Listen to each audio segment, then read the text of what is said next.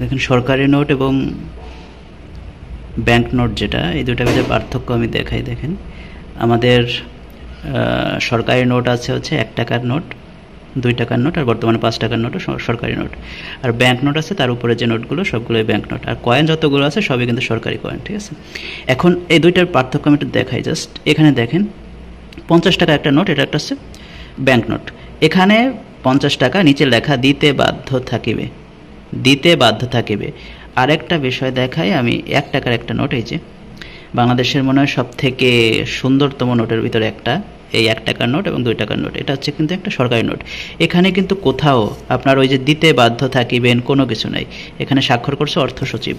দেখেন দিতে বাধ্য থাকিবেন এই কথাটা কোথাও নাই, কিন্তু এই যে এই নোটটায় দিতে বাধ্য থাকিবেন এবং সিগনেচার করছে হচ্ছে গভর্নর স্যারে। ঠিক আছে, এখন এই দিতে বাধ্য থাকিবেন এই কথাটার অর্থ কী? ধরেন ব্যাংক থেকে আপনি টাকা তুলতে গেলেন, আপনি 1000 টাকার একটা নোট দিল বা এই 50 টাকারই একটা নোট দিল আপনাকে। এখন এই নোটের উপরে, যেহেতু এটা ব্যাংক নোটের উপর আপনার ভরসা উঠে গেল, আপনি ব্যাংক নোটে বিশ্বাস করতে পারছেন না। সেক্ষেত্রে এই যে দিতে বাধ্য থাকিবে এই কথাটা, আপনি যখন এই 50 টাকার নোট অর্থাৎ ব্যাংক নোটের উপর আপনার ভরসা উঠে যাবে, তখন যদি এই 50 টাকার নোটটা আপনি বাংলাদেশ ব্যাংকের যে কোনো শাখায় অথবা রাষ্ট্রায়ত্ত যে কোনো শাখায়, অথবা আপনি যদি অন্যান্য ব্যাংকে জমা দেন যে আমি এই টাকার প্রতি আমার ভরসা উঠে গেছে, এই টাকা আমি ফেরত দিয়ে আমি সরকারি নোট চাই, তাহলে ব্যাংক কর্তৃপক্ষ আপনার এই টাকাটা রেখে সমপরিমাণ সরকারি নোট অর্থাৎ 1 টাকার নোট অথবা 1 টাকার কয়েন, 2 টাকার নোট অথবা 2 টাকার তো কয়েন হয় না, 5 টাকার নোট অথবা 5 টাকার কয়েন, এই যে সরকারি নোট এইটা 50 টাকা মূল্যের দিতে বাধ্য থাকিবে।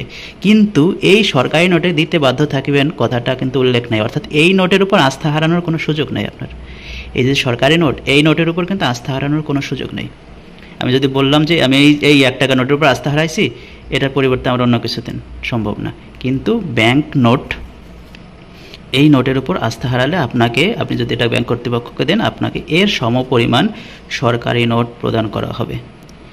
এই জন্য এখানে কথাটা হচ্ছে দিতে বাধ্য থাকিবে, এটা অর্ডার হচ্ছে ব্যাংক কর্তৃপক্ষকে অর্ডার দেওয়া হচ্ছে। কাকে দিতে বাধ্য থাকিবেন? গ্রাহককে। ঠিক আছে, গ্রাহক এটা মালিককে, যার কাছে এই টাকাটা থাকবে সেই মালিক। ঠিক আছে, যার কাছে এই টাকাটা থাকবে সেই মালিক। সো যে বহন করবে অর্থাৎ এটার যে বাহক, ঠিক আছে, এই বাহককে অবশ্যই দিতে বাধ্য থাকিবে ব্যাংক কর্তৃপক্ষ, এটার পরিবর্তে সরকারি নোটগুলো।